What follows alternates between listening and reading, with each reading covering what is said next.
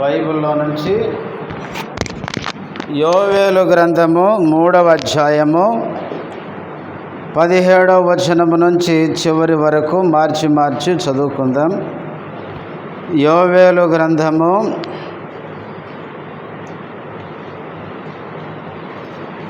3వ అధ్యాయము 17 నుంచి 21వ వచనం వరకు మార్చి చదువుకుందాం. అన్యజనులిక మీదట దానిలో సంచరింపకుండా యెరూషలేము పరిశుద్ధ పట్టణముగా ఉండును. మీ దేవుడనైన యెహోవానగు నేనే నాకు ప్రతిష్ఠితమగు సియోను పర్వతమందు నివసించుచున్నానని మీరు తెలుసుకొందురు.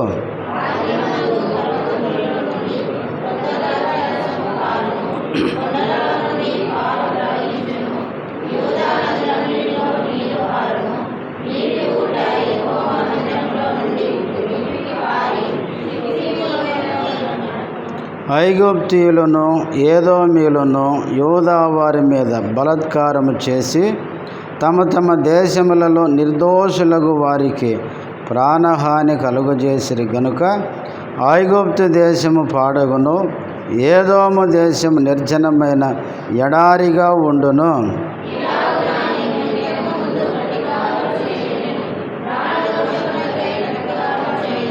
21 అందరం కలిసి చదువుదాం. అయితే యూదా దేశములో నివాసులు నిత్యముందురు, తరతరములకు యెరూషలేము నివాసముగా నుండును. యెహోవా సియోనులో నివాసిగా వసించును. ప్రార్థన చేసుకుందాం. ప్రేమ కలిగిన మా తండ్రి, పరిశుద్ధుడైన దేవ, యేసునామములో వందనములు. ఇంతవరకు ఆరాధనలో చేసిన సహాయంకై స్తుతిస్తుంటున్నాం. బలలో పాలు పొందక మునుపు చదవబడిన వాక్య భాగముల నుంచి మా అందరితో మాట్లాడండి. వాక్య వెలుగులో పరీక్షించుకొని యోగ్యంగా బలను సమీపించుటకు సాయం చేయండి. నీ దాసుని బలపరచుమని యేసు నామములో స్తుతించి ప్రార్థిస్తున్నాము తండ్రి, ఆమేన్.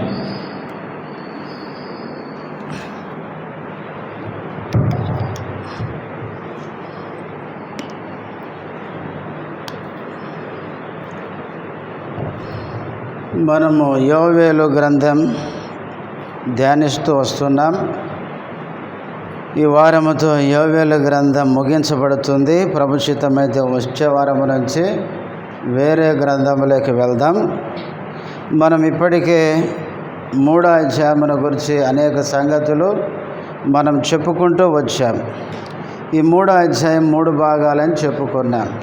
మొదటి 8 వచనాలు మొదటి భాగము. మొదటి భాగంలో ఇశ్రాయేలు శత్రువులు ఇశ్రాయేలుకు చేసిన నష్టం, కీడేంటో మనం చూసాం.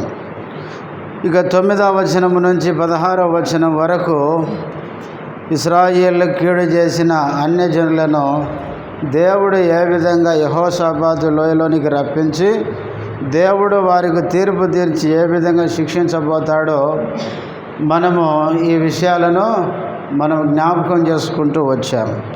ఇక 3వ భాగంలో 17 నుంచి 21 వరకు అన్యజనుల నుంచి విడిపించిన ఇశ్రాయేలు ప్రజలకి దేవుడు చేయబోయే మేలులు లేక ఆశీర్వాదములని చెప్పుకున్నాను. మనం చదువుకున్న ఈ చివరి భాగంలో దేవుడు ఇశ్రాయేలు ప్రజలకు చేసే మొదటి ప్రాముఖ్యమైన మేలు ఏంటంటే దేవుడే వారి మధ్యకు వచ్చి ఏం చేస్తా అన్నాడు, నివాసం చేస్తాను. చూడండి 17వ వచనం చివరి భాగం నేను చదువుతా చూడండి.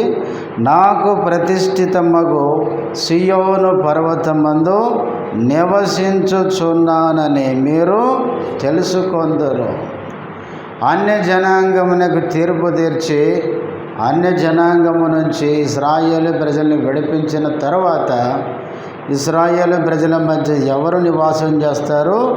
దేవుడే. చివరి వచనం చివరి లైన్ కూడా చూడండి. యెహోవా సియోనులో నివాసిగా వసించును. దేవుడే దేవుని ప్రజల మధ్య నివసించేదాని కంటే ఇంకా గొప్ప విషయం ఏముంటుంది? దేవుడే మనతో ఉన్నాడు అనుకోండి, ఇంకేం కావాలి? ఒక గొప్ప వ్యక్తి మనతో ఉంటే మనం ఏం చేస్తాం? ముఖ్యమంత్రి మన బంధువు అనుకోండి, ఇక మనకు భయం ఏముంటుంది? దేవుడే మనతో ఉంటే, మనకు సహాయకుడిగా ఉంటే, మన మధ్యలో ఉంటే అంతకంటే ఆశీర్వాదం ఏముంటుంది? ప్రియులారా, దేవుడు ఇశ్రాయేలు ప్రజలకి చేసే మొదటి శ్రేష్టమైన మేలేంటంటే, ఇశ్రాయేలు ప్రజల్ని అన్య జనాంగం నుంచి విడిపించిన తర్వాత నేనే వస్తా, మీ మధ్యలో నివాసము చేస్తాను. దేవుడు మనతో ఉంటే ఇంకా అంతకంటే మించిన ఆశీర్వాదము ఇంకేమీ లేదు. కాబట్టి దేవుడే మీతో మీ మధ్యలో ఉంటాను అన్నాడు. అన్న దేవుడు వారి మధ్యలో ఉండి వారికి ఏం చేస్తాను అన్నాడంటే 16వ వచనం చివరి భాగం, అయితే యెహోవా తన ప్రజలకు ఆశ్రయమగును, ఇశ్రాయేలుకు దుర్గముగా ఉండును. వారి మధ్యలో ఉన్న దేవుడు వారికి ఎట్లుంటాడంట?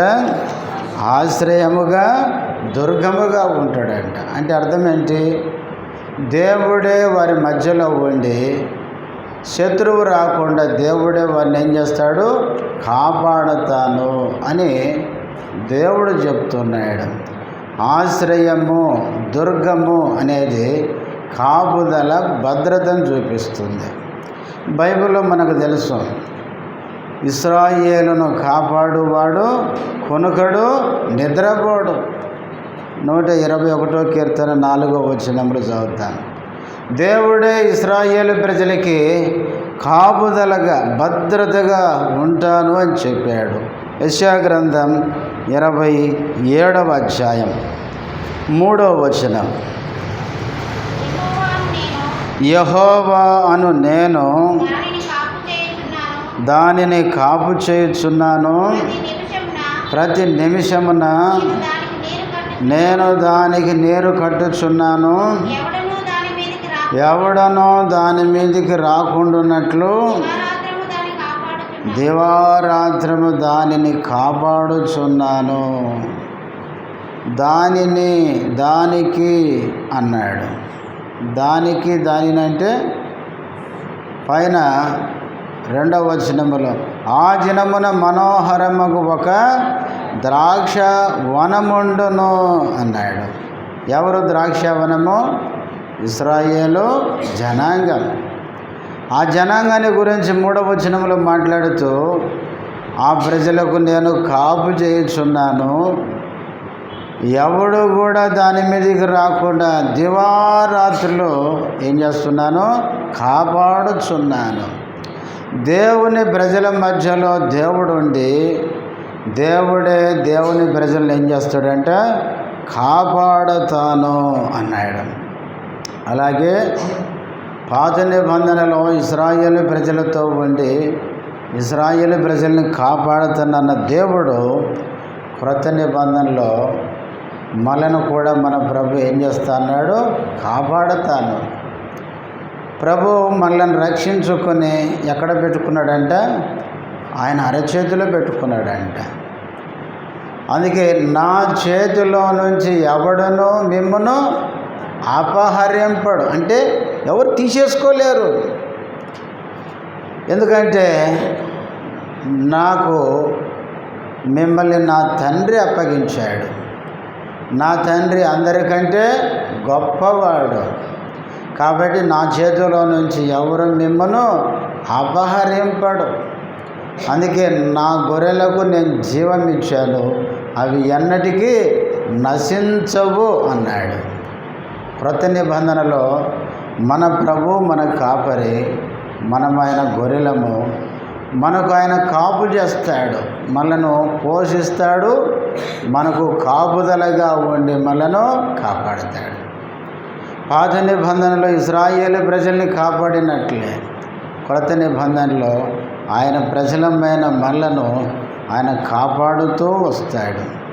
ఎవరో ఏదో చేస్తారని దేవుని ప్రజలమైన మనము ఎప్పుడు భయపడాల్సిన అవసరం లేదు. అందుకని దేవుడు ఇశ్రాయేలు ప్రజలకి చేస్తానన్న మేలులో మొదటిది, నేనే వచ్చి మీ మధ్య ఉంటాను. మీ మధ్య ఉండి ఏం చేస్తానంటే, ఒకటి, మీకు నేనే కాపుదలగా ఉంటాను. దేవుడు కాపాడుతుంటే మనుషులు ఎవరేమీ చేయలేరు. తర్వాత 17వ వచనం, యోవేలు గ్రంథం 3:17, అన్యజనులిక మీదట దానిలో సంచరింపకుండా యెరూషలేము పరిశుద్ధముగా ఉండును. ప్రియులారా, రెండవది, దేవుని ప్రజల మీదకి ఎవరు రారంట? అన్యజనులు రారంట. అన్యజనులిక మీదట దానిలో సంచరించకుండానట్లు, యెరూషలేం పట్టణములో అన్యజనులు సంచరించకుండానట్లు యెరూషలేమును ఏం చేస్తా అన్నాడు? పరిశుద్ధ పట్టణముగా ఉండును. అసలు దేవుడు ఉన్నాడు అంటేనే అక్కడ ఏముంటుంది? పరిశుద్ధత. పరిశుద్ధత ఉంది అంటే అక్కడ దేవుడు ఉన్నాడు అని. అందుకే యెరూషలేములో పరిశుద్ధత ఉంటుంది. ఎందుకంటే అక్కడ దేవుడు ఉన్నాడు. దేవుడు ఎక్కడుంటాడో అక్కడ పరిశుద్ధత ఉంటుంది. పరిశుద్ధత లేదు అంటే దేవుడు అక్కడ ఉండలేడు. పాపము దేవుడు కలిసి ఒకచోట నివసించడం కష్టం. ఎందుకంటే మన దేవుడు పాపము చేయలేనంత పరిశుద్ధుడు కాదు. పాపాన్ని చూసే సహించలేడు. అర్థమైంది నేను చెప్పింది? పాపం చేయడం కాదు, పాపము చేయకుండా ఉండేంత పరిశుద్ధుడు కాదు. అసలు సహించలేడు ఆయన. పాపమును చూచి సహించలేనంత పరిశుద్ధుడు అంటే అక్కడ ఎంత పరిశుద్ధత ఉంటుంది చూడండి. అందుకే యెరూషలేము పట్టణంలో పరిశుద్ధత ఉంటుంది కనుకనే దేవుడు ఆ పట్టణంలో నివసిస్తాడు. క్రొత్త నిబంధనలోకి వస్తే ఆయన నివసించే స్థలం ఏదండి? సంఘమే. సంఘం ఎట్లుండాలి? దేవుని మందిరం అంటే సంఘమే క్రొత్త నిబంధనలో. అందుకే పౌలు అన్నాడు, మీరు దేవుని ఆలయమనియో దేవుని ఆత్మ మీలో నివసించుచున్నాడనియో మీరు ఎరగరా అంటూ దేవుని ఆలయం ఎట్లుండాలి చూడండి. కొరింథీయులకు రాసిన మొదటి పత్రిక 3వ అధ్యాయం 17వ వచనం చదవండి. ఎవడైనను దేవుని ఆలయమును పాడు చేసిన ఎడల దేవుడు వానిని పాడు చేయును. ఇక్కడ ఈ మాట చూడండి, దేవుని ఆలయము పరిశుద్ధమై ఉన్నది, మీరు ఆ ఆలయమై ఉన్నారు. దేవుని ఆలయం ఎట్లుండాలి? పరిశుద్ధమై ఉన్నది. దేవుని ప్రజలే దేవుని ఆలయం. దేవుని ప్రజలు ఆలయమైనప్పుడు దేవుడు నివసించే ఆలయమైన మనము ఎట్లుండాలండి? పరిశుద్ధంగా ఉండాలి. 93వ కీర్తన చివరి వచనం,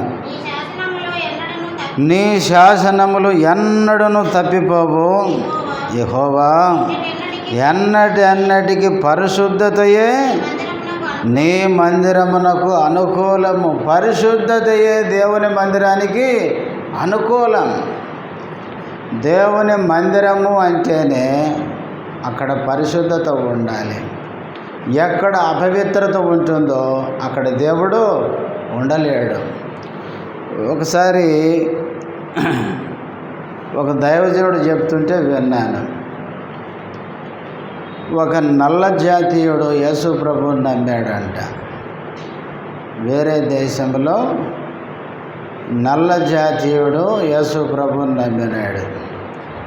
ఆయన మందిరానికి వెళ్దామని ఏ మందిరానికి పోయినా వాళ్ళు రానియడం లేదు. ఎందుకు? మేమంతా తెల్లోళ్ళము, నువ్వు నల్లోడివని. అప్పుడు ఆయన ఇంటికి పోయి ఏడుచుకుంటూ ప్రార్థన చేసుకున్నాడంటే, దేవా, నేను దేవుని నమ్మాను, నా రూపం నల్లగున్నందుకు వీళ్ళు తెల్లోళ్ళు రాణిస్తలేరు, నేనేం చేయాలి అంటే దేవుడు వచ్చి అన్నాడంట, ఓరి బాబు నిన్ను కాదు నన్ను కూడా రాణిస్తలేరు అన్నాడంట. ప్రభు వచ్చి ఏమన్నాడంట ఆయనతో, అరే బాబు నిన్ను కాదు అసలు నన్నే రాణిస్తలేరు వాళ్ళు. అర్థమైంది కదా? ఎందుకంటే అక్కడ అపవిత్రత అంతా జరుగుతుంది, అందుకే నేనే పోలేకపోతున్నా, నన్నే బయట పెట్టారు వాళ్ళు, నిన్నేంది నేను బయటకు వెళ్ళడం గొప్ప విషయం కాదు అన్నాడంట. కాబట్టి ఈనాడు సంఘాలలో ఏముందంటే అపరిశుద్ధత, పాపం ఎక్కడ ఉంటుందో అక్కడ దేవుడు ఎప్పుడూ ఉండలేడు. అక్కడ సేవకులు ఉండొచ్చు, పెద్దలు ఉండొచ్చు, విశ్వాసులు ఉండొచ్చు, సీయోను గీతాలు పాడుకోవచ్చు, బలిర్చుకోవచ్చు, కానీ ప్రభు ఉండకపోవచ్చు. చూడండి యెహోషువ గ్రంథం 7వ అధ్యాయం, యెహోషువ గ్రంథం 7వ అధ్యాయం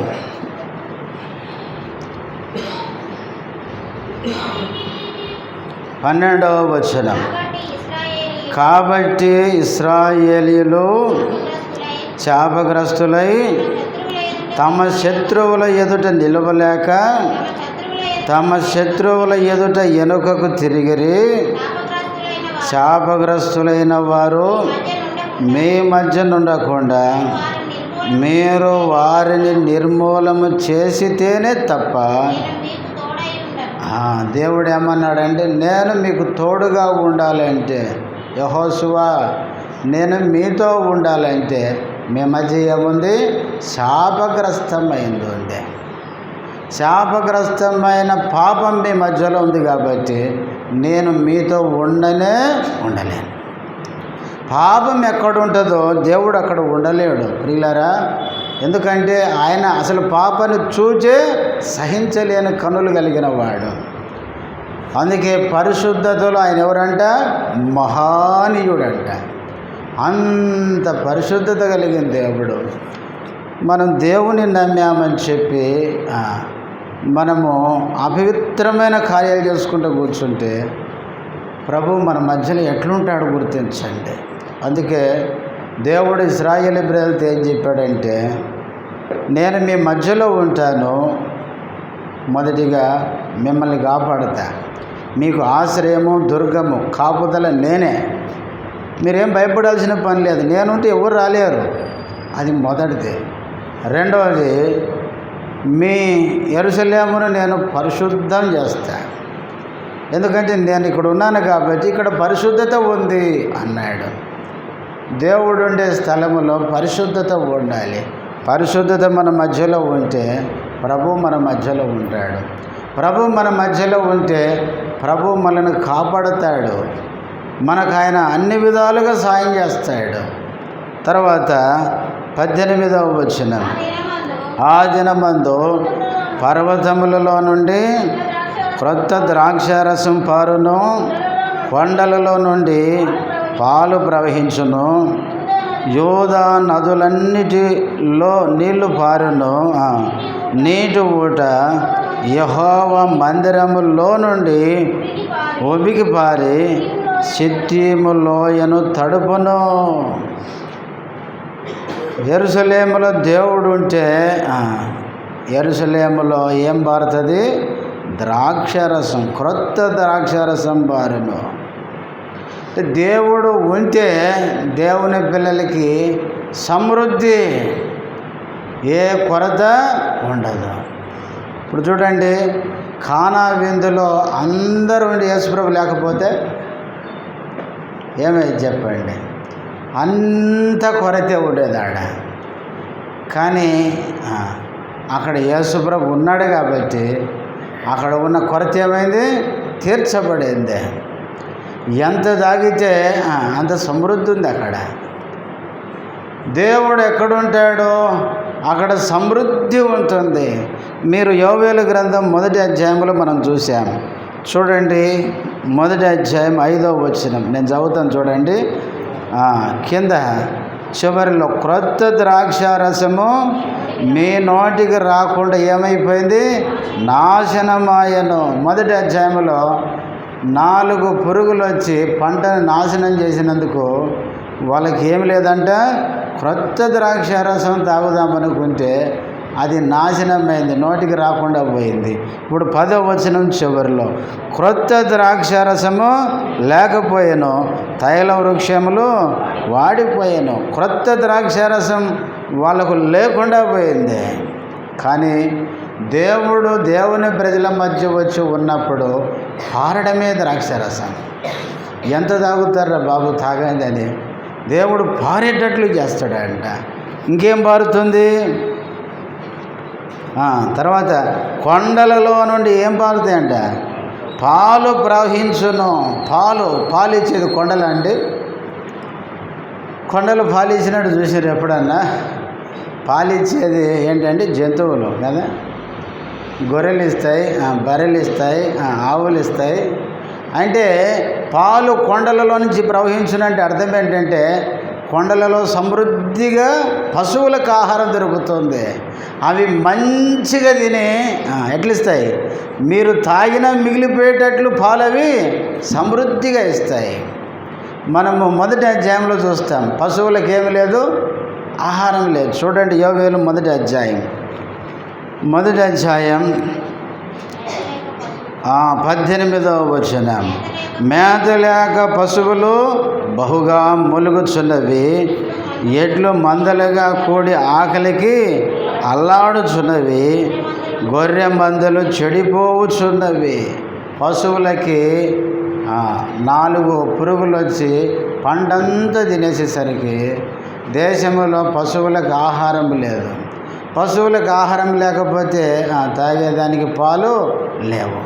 కానీ దేవుడు వచ్చి దేవుని ప్రజల మధ్య ఉండేసరికి ద్రాక్షారసము సమృద్ధిగా పారుతుంది, పాలు కూడా సమృద్ధిగా పారుతున్నాయంటే పశువులకి దేవుడు చక్కగా గడ్డినిచ్చాడు.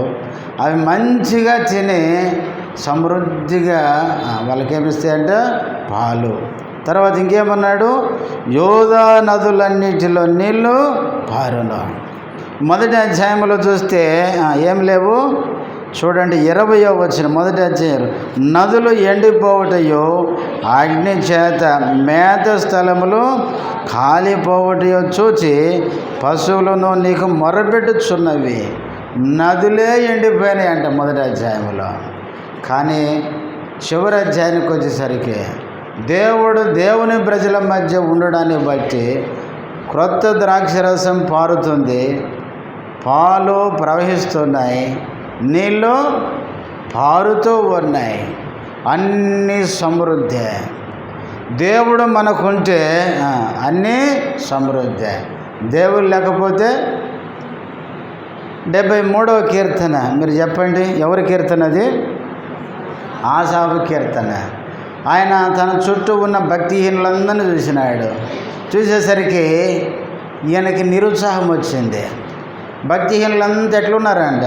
క్షేమంగా ఉన్నారు. అందుకే అక్కడ చదువుతాం, భక్తిహీనుల క్షేమము నా కంటపడినప్పుడు. భక్తిహీనులంతా క్షేమంగా మంచిగా ఉండేసరికి ఈయన అనుకున్నాడు, దేవుని నమ్మి భక్తిగా ఉండడం నాకు వేస్ట్ అనుకున్నాడు. హృదయం ఆయాసంతో నిండిపోయింది. నేను ఎందుకు నమ్ముకున్నాను యేసు ప్రభునని. ఆసాపుకి కనుక పొరపాటున పక్కింటి వాళ్ళకి అడిగిపోయి, అందరూ నమ్ముకోలేదు బాగున్నారు, నేనేమో నమ్ముకున్నందుకు దేవుని ఇబ్బందిలో ఉన్నానంటే వాళ్ళు ఏం చెప్పేటోళ్ళు? అసలు నమ్ముకునే తప్పు చేసినావు అని చెప్పేటోళ్ళు కదా. అసలు నువ్వు నమ్ముకునే పొరపాటు చేసినావు, నమ్ముకోకుంటే మా లెక్క బాగుండు అని చెప్పేవాళ్ళు. కానీ ఆయన ఎవరి దగ్గరికి పోయినాడు? దేవుని దగ్గరికి పోయినాడు. ఆయన వెళ్ళాల్సిన వ్యక్తి దగ్గరికి వెళ్ళినాడు. తన సమస్యకు కరెక్ట్గా సమాధానము దొరికే స్థలానికి వెళ్ళినాడు. దేవుని సన్నిధికి వెళ్ళి దేవుని అడిగిన, దేవా వాళ్ళంతా భక్తిహీనులు, నిన్ను నమ్మలేదు, క్షేమంగా ఉన్నారు, నేను నిన్ను నమ్మాను, నాకు కష్టాలు ఉన్నాయి ఏంటి అనేసరికి అప్పుడు ఆయన అన్నాడు, ఏమన్నాడు? వాళ్ళందరికీ నేను లేను, నీకెవరున్నారు? నేనున్నాను. ఈ లోకంలో జీవించినంత కాలం నీ కుడి చేయి పట్టుకొని నేను నడిపిస్తాను, నీ జీవితం ముగింపులో నిన్ను నా మహిమలో చేర్చుకుంటాను. భూమి మీద కొంతకాలము నువ్వు ఇబ్బంది పడతావేమో కానీ నా మహిమలో నిత్యము నువ్వు సుఖంగా ఉంటావు. కానీ భక్తులు భూమి మీద కొద్ది రోజులు సుఖపడతారు, వాళ్ళు తుదముట్ట నశిస్తారు. వాళ్ళు చచ్చిన తోడ నరకములో యుగయుగాలు నష్టపోతారు. ఏది బాగుంది చెప్పు అన్నాడు. కొద్ది రోజులు సుఖంగా ఉండి యుగయుగాలు నరకములు ఉండేది కరెక్టా? కొద్ది రోజులు భూమి మీద కష్టపడినా మహిమలో నిత్యము సంతోషంగా ఉండడం కరెక్టే అనేసరికి ఆయనకు బుర్రెలిగింది. వెంటనే అన్నాడు, ఏమన్నాడు? నేను నీ సన్నిధిలో పశుప్రాయునిలాగా ప్రవర్తించాను, అయ్యా నన్ను క్షమించని. ఆకాశమందు నీవు తప్ప ఈ లోకంలో నాకెవరు ఉన్నారు? ఈ లోకంలో నీవు నాకుండగా ఈ లోకంలో ఏది నాకు అవసరం లేదు. అంతకుముందు భక్తిహీనులను చూసినప్పుడు ఆయన ఏమనుకున్నాడంటే వాళ్ళకి అది ఉంది నాకు లేదే, వాళ్ళకి అది ఉంది నాకు లేదే అనుకున్నాడు. కానీ ఈయనకున్న దేవుడు వాళ్ళకు దేవుడు లేడు. దేవుడు మనతో ఉంటే ఇంకేం కావాలి చెప్పండి. అందుకే యోవేలు గ్రంథములో దేవుడు వాళ్ళ మధ్యలో ఉండగా ద్రాక్షరసానికి కొదువ లేదు, పారుతుంది, పాలు ప్రవహిస్తున్నాయి, నదులు పారుతున్నాయి, అంత సస్యశ్యామలం, ఏది తక్కువ లేదు. మన జీవితంలో దేవుడు మనతో ఉంటే అంతకంటే ఆశీర్వాదం మరొకటి లేదు.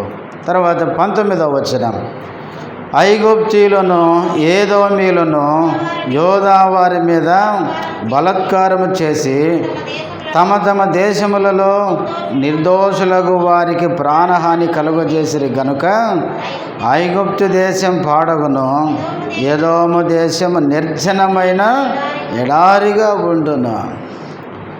ఐగుప్తీయులు ఏదోమీయులు 2 దేశాల గురించి మాట్లాడుతున్నాడు ఈడ. ఐగుప్తీయులు ఏదోమీయులు యోధా వారి మీద ఏం చేశారు? బలాత్కారం చేశారు. అయితే ఆ చివర్లు అంటాడు, ఐగుప్తు దేశం ఏమైపోద్ది? పాడైపోద్ది. ఏదోము దేశం ఏమైపోద్ది? నిర్జనమైన ఎడారైపోద్ది అన్నాడు. బైబిల్లో దేవుడు చెప్పినట్లే అట్లా చేశాడు దేవుడు. ఏదోము దేశం అంటే అయిందనుకుంటే కరెక్టే, కానీ ఐగుప్తు కూడా అయిపోయిందంటే ఆశ్చర్యం. ఎందుకంటే ఐగుప్తు దేశంలో ఏముంది? నైలు నది ఉంది, నదులు ఉన్నాయి. కానీ దేవుడు ఆ నదులను ఏం చేశాడు? ఎండిపోయేటట్లు చేసినాడు. చూడండి యెషయా గ్రంథం, చాలా మాటలు ఉన్నాయి ఐగుప్తు గురించి, ఏదోము గురించి. కొన్ని మాటలే నేను గుర్తు చేస్తా. 19వ అధ్యాయం, యెషయా గ్రంథం 19వ అధ్యాయం 5వ వచనం నుంచి చదవండి. 4 నుంచి చదవండి. నేను ఐగుప్తీయులను క్రూరమైన అధికారికి అప్పగించెదను, బలాత్కారుడైన రాజు వారి నేలును అని ప్రభువును సైన్యములకు అధిపతియునగు యెహోవా సెలవిచ్చుచున్నాడు. ఐగుప్తులో ఉండే సముద్ర జలాలు ఇంకిపోవును, నది కూడా ఎండి పొడి నేల ఎగును, ఏది పాయలను కంపుకొచ్చును, ఐగుప్తు కాలువలు ఇంకి ఎండిపోవును, రెల్లును తుంగలను వాడిపోవును. చాలమ్మ. ఈ అధ్యాయం అంతా కూడా యెషయా ప్రవక్తకి ఐగుప్తును గూర్చిన వచ్చిన దేవోక్తి. మొదటి వచనంలో ఉంది ఐగుప్తును గూర్చిన దేవోక్తి. ఐగుప్తు దేశాన్ని క్రూరమైన ఒక అధికారికి అప్పగిస్తాను. ఐగుప్తు సముద్రాలు, నదులు, ఏటి పాయలు, కాలువలు అన్నీ ఏమైపోతాయి? ఇంకిపోతాయి అని చెప్పినాడు. ఇది యెషయా గ్రంథం 34వ అధ్యాయం. ఇక్కడ ఏదోము దేశం నాశనం గురించి చెప్పినాడు. 34వ అధ్యాయము 6వ వచనం, యెహోవా ఖడ్గము రక్తమయమగును. 5 కూడా చదవండి, 5 కూడా చదవండి. నిజముగా ఆకాశమందు నా ఖడ్గం మత్తిలోను ఏదోము మీద తీర్పు తీర్చుటకు, నేను శపించిన జనం మీద తీర్పు తీర్చుటకు అది దిగును. యెహోవా ఖడ్గము రక్తమయమగును, అవు కృప చేత కప్పబడును. గొర్రె పిల్లల యొక్కయో మేకల యొక్కయో రక్తం చేతను పొట్టేలు మూత్ర గ్రంథుల మీద క్రొవ్వు చేతను కప్పబడును. ఏలయనగా బొస్రాలో యెహోవా బలి జరిగించును. ఎదోము దేశంలో ఆయన మహాసంహారము చేయను. ఈ అధ్యాయం అంతా మీరు చదువుకోండి.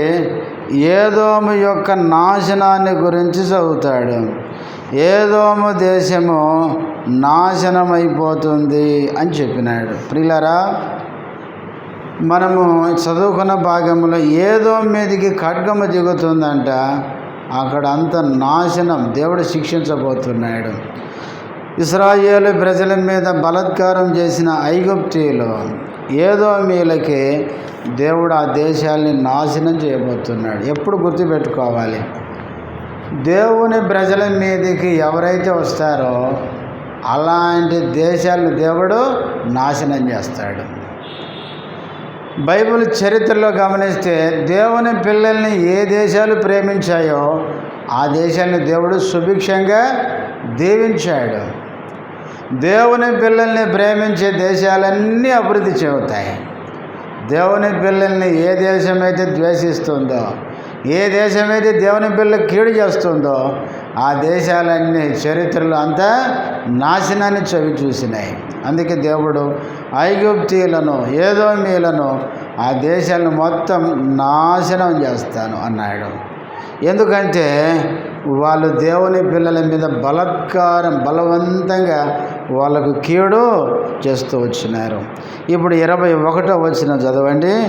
అయితే యోధా దేశములో నివాసులు నిత్యముందురు తరతరములకు యెరూషలేము నివాసముగా నుండును. యెహోవా సియోనులో నివాసిగా వసించును. ఇప్పుడు చూడండి 19వ వచనములో ఐగుప్తు దేశము ఎదోము దేశము ఏమైపోతాయి? పాడైపోతాయి, ఎడారిగా మారిపోతాయి.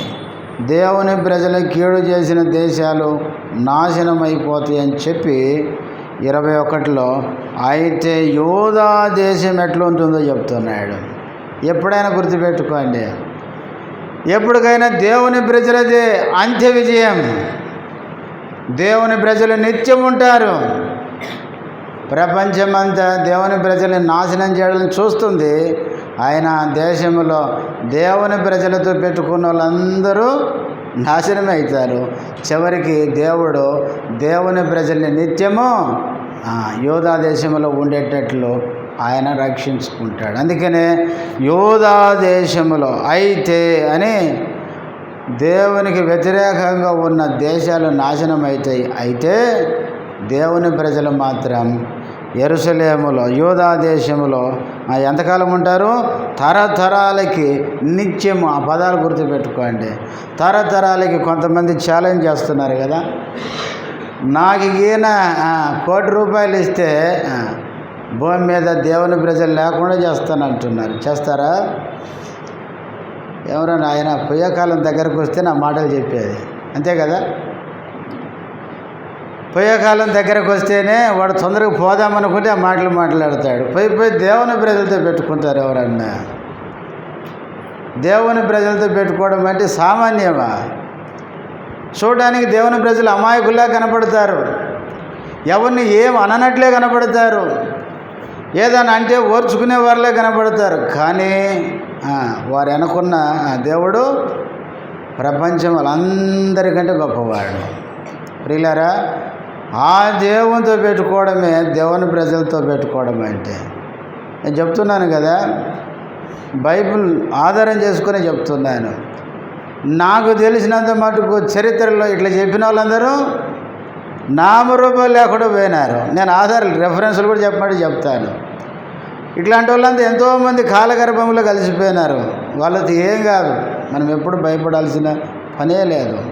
చివరికి దేవుని ప్రజలే నిత్యం ఉంటారు, దేవుని ప్రజలే క్షేమంగా ఉంటారు. నేను 3వ అధ్యాయం ఇప్పటిదాకా చెప్పాను కదా ఇన్ని రోజులు. ఈ 3వ అధ్యాయంలో ప్రపంచ దేశాలన్నీ ఒకటి ఎక్కడికి వచ్చినాయి? యెరూషలేము మీదకి వచ్చినాయి. లాస్ట్కి మిగిలేది ఏదని చెప్తున్నాడు? దేవుని రాజ్యమే. దేవుని ప్రజలే నిత్యం ఉంటారు, దేవుని ప్రజలే తరతరాలు ఉంటారు. దేవుని ప్రజలకి సమాప్తం అనేది ఉండదు, ముగింపు ఉండదు. అందుకనే ప్రియులారా, మనము ప్రస్తుత పరిస్థితులను బట్టి ఎన్నడూ నిరుత్సాహపడాల్సిన పని లేదు. ప్రభు దయగలిగిన వాడు, వాళ్ళను కూడా ప్రేమిస్తున్నాడు. వాళ్ళు కూడా మారు మనసు పొందుతారేమో అని చెప్పి వాళ్ళకు ఒక అవకాశం ఇస్తున్నాడు. అయితే ప్రభు ఇచ్చిన అవకాశాలు పోగొట్టుకుంటే ప్రభు దీర్ఘశాంతాన్ని గనక నిర్లక్ష్యం చేస్తే చివరికి దేవుని కోపాన్ని చవి చూడాల్సి వస్తుంది. ప్రేమ కలిగిన దేవుడు గనక కొంత వాళ్ళ మీద జాలి పడతాడు. అందుకనే ప్రియులారా, మనం ఎప్పుడూ కృంగిపోవాల్సిన పని లేదు. మన దేవుడు మనతో ఉన్నాడు, మన పక్షంగా ఉన్నాడు. ప్రియులారా, ప్రపంచ దేశాలన్నీ ఇజ్రాయెల్ దేశం మీదకి వచ్చిన చివరికి దేవుని ప్రజలు నిలిచి ఉంటారు. వ్యతిరేకంగా లేచిన రాజ్యాలు కనుమరుగైపోతాయి. కాబట్టి మన జీవితంలో దేవుడు మనతో ఉన్నంతకాలం ఈ లోకమంతా ఒకటైనా ఎవరు ఏమీ చేయలేరు. నేను 2 వచనాలు చదివించి నేను ముగించేస్తాను. చూడండి, దేవుని ప్రజలు నిత్యం ఉంటారని బైబిల్లో ఉంది. యెహెజ్కేలు గ్రంథం 37వ అధ్యాయం. యెహెజ్కేలు గ్రంథం 37వ అధ్యాయం 25వ వచనం నుంచి చూడండి.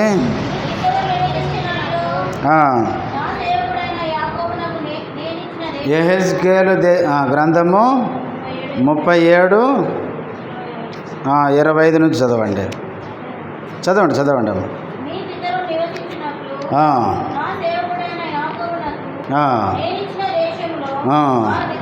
వారు నివసింతురు, దేవుని పిల్లలు ఎంతకాలం ఉంటారంటే నిత్యము నివసించును. చదవమ్మా. నా సేవకుడైన దావీదు ఎల్లకాలం వారికి అధిపతి అయి ఉండును, చేసేదను, ఉండును.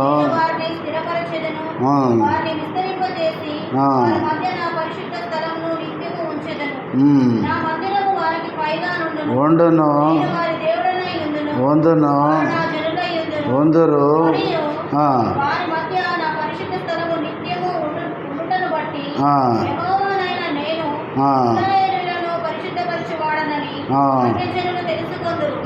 ఇప్పుడు మనం చదువుకున్న భాగంలో దేవుడు ఉంటాడు, దేవుని ప్రజలు నిత్యము ఉంటారు. దేవుని ప్రజల్ని ఎవరు ఏమీ చేయలేరు. 43వ అధ్యాయము యెహెజ్కేలు గ్రంథం 43వ అధ్యాయం 7వ వచనం. నరపుత్రుడా, ఇది నా గద్య స్థలము, నా పాదపీఠము. ఇక్కడ నేను ఇశ్రాయేళ్ల మధ్య నిత్యమును నివసించదను. వారు ఇకను జారత్వము చేసి తమ రాజుల కళేబరములకు ఉన్నత స్థలములను కట్టి తామైనను తమ రాజులైనను నా పరిశుద్ధ నామమును అపవిత్రపరచక ఎందురు. గోడ మాత్రం ఉంచి నా గడప దగ్గర వారి స్థలముల గడపలను, నా ద్వార బంధముల దగ్గర వారి ద్వార బంధములను కట్టి తాము చేసిన హేక్రియల చేత దూషణ కలుగుటకై హేతువులేరు గనుక నేను కోపావేశుడనై వాని నాశనము చేసి తిని. ఇక్కడ చూడండి, నరపుత్రుడా, ఇది నా గద్య స్థలము, నా పాదపీఠము. ఇక్కడ నిత్యం ఎవరుంటారు? ఇశ్రాయేలు ప్రజలు, వాళ్ళ ప్రజల మధ్య నేను నివసిస్తాను. దేవుని ప్రజలు నిత్యం ఉంటారు. ఇంకా 9 చివర్లు అంటాడు, వారి మధ్యలో నేను ఎల్లప్పుడూ, వారి మధ్య అంటే వారు ఉంటారు, వారి మధ్యలో నేను ఉంటాను. దేవుని పిల్లలు ఎల్లప్పుడూ ఉంటారు. అందుకనే యోబేలు గ్రంథం 3వ అధ్యాయం అంతా ఏం చెప్తుందంటే, అంత్య దినాల్లో అన్యజనులందరూ దేవుని ప్రజల మీదకి వస్తారు. దేవుడు వారి పక్షంగా అన్యజనులను శిక్షిస్తాడు. శిక్షించిన తర్వాత దేవుని ప్రజల మధ్య దేవుడు ఉండి, దేవుడు అన్యజనులను శిక్షించి చివరికి దేవుని పిల్లల్ని ఆశీర్వదించి వారిని కాపాడుతూ వారికి అన్ని సమృద్ధిగా వచ్చి దేవుని ప్రజలు నిత్యము ఉంటారు. ఎందుకంటే వారి మధ్య దేవుడు నివసిస్తాడు. కాబట్టి యోవేలు గ్రంథం చివరి భాగములో దేవుని ప్రజల మధ్య ఉండి వారిని కాపాడతాడు. తర్వాత వాళ్ళకి సమృద్ధిగా అన్నీ ఇస్తాడు. తర్వాత వారి శత్రువులను పూర్తిగా నాశనం చేస్తాడు. చివరికి దేవుని ప్రజలే మిగులుతారు. ఎందుకంటే దేవుని ప్రజలతో దేవుడు ఉన్నాడు కాబట్టి. కనుక మన జీవితంలో మనం ఎప్పుడూ కూడా ప్రస్తుత పరిస్థితులను చూసుకొని కృంగిపోవద్దు. దేవుడు మనతో మనలో ఉంటాడు. మనల్ని దేవుడే సంరక్షిస్తాడు. ఆయనే మనలను కాపాడుతాడు. మోకరించండి, ప్రార్థన చేసుకుందాం.